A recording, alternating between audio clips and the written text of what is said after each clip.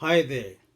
The Christmas season is variously described as follows: the most festive season of the year, the most magical time of the year, the most wonderful period of the year, the most joyful season of the year, etc., etc. Because it is the time of our Savior's birth and of sharing wishes of goodwill with our dearest and nearest. However, the festive season can also be the saddest season of the year, especially if this is your first Christmas after the death of a loved one. This is because festive occasions such as Christmas brings into sharp focus the death of our loved ones. The empty chair at the dinner table, Christmas cards and presents that may not be received will remind you of their absence and cause you pain. All these will make your loss as fresh and palpable as if it just happened. In this video, I have outlined a few steps you can take to help you celebrate your first Christmas after losing a loved one without being drowned by your sorrow. Number 1. Acknowledge the reality of your loss. Perhaps you are still in denial that the one you love has died, because accepting the truth hurts so much and makes the pain too much to bear. But denying the fact of your loss is not the way forward. Rather, learning how to live life fully after someone you love is gone starts by realizing and admitting that pain continues. Also, that learning to live with the loss of a loved one is a process. Acknowledging the fact that your loved one has indeed passed away enables you to become emotionally and psychologically ready to accept that a chapter in your life has come to an end and begin the process of the inner reorientation that will bring you back into a vital relation to people and activities. It will also enable you to begin the process of disengaging from the old chapter. 2. Time to reflect. Prior to Christmas Day, set some time aside to remember and reflect on the many Christmas you celebrated with the deceased and give thanks for all those good memories. 3. Identify exactly what you will be missing at this Christmas. Our loved ones add winks and whistles to our experience. They inspire and enrich our lives with their vitality. So when someone who is an integral part in your life dies, a chapter in the book of your life is closed. It is worth noting that every physical loss may result in a number of secondary or symbolic losses. For example, loss of intimacy, loss of self-esteem, loss of social connection, loss of identity, loss of reminder of events, loss of an organizer, loss of a life enhancer, loss of a mirror, loss of a sounding board, loss of a voice that said I love you or Merry Christmas, loss of self, that is something of you that the deceased has brought alive in your relationship, loss of winks and laughter, loss of little kisses on the cheek or lips, loss of warmth, loss of a companion, loss of the Christmas presents that may not be bought or received, etc. Each of your losses would have an impact on you and prompt some form of its own grief reaction.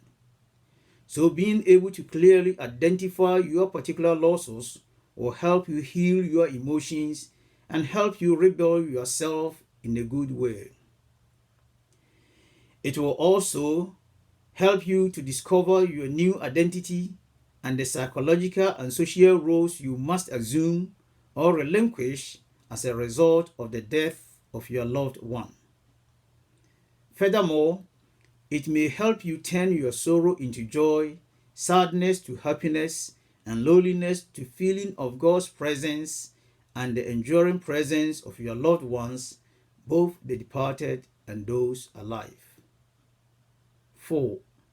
Mark the end of the old era with a ritual or symbolic act of your own choice and say goodbye to the old chapter. Throughout history, humankind has always used rituals to mark the end of the seasons and events. In the same way, you need to mark the end of one phase of your life and the beginning of another. To mark an ending is to honor the person and experiences that were important in your relationship. 5. Although endings are difficult and fearful because they break our connection with the setting in which we have come to know ourselves, and they awaken old memories of hurt and shame, yet it is an ending that prepares the ground for new growth and activities. 6. Take a piece of the old with you if that will help you. Endings occur more easily if people can take a bit of the past with them. In most cases, you are trying to disengage from it, not stamp it out like an infection. It is worth noting that Christmas is not so much about giving or receiving presents as it is about the presence, that is, God's presence among his people.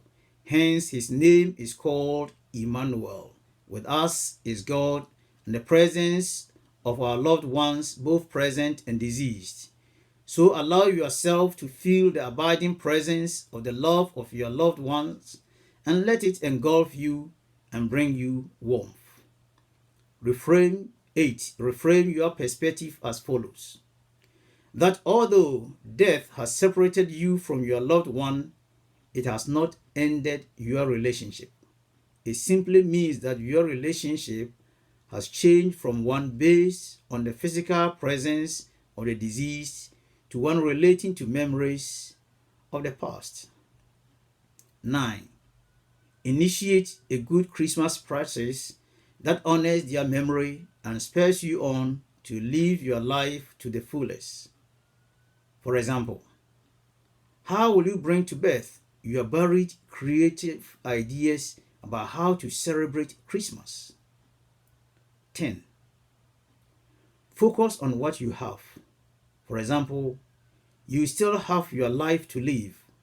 Give thanks for it and think of the memories you would like to leave behind. My prayer for you. It will be hard and it may feel lonely without your loved one and you may feel sad.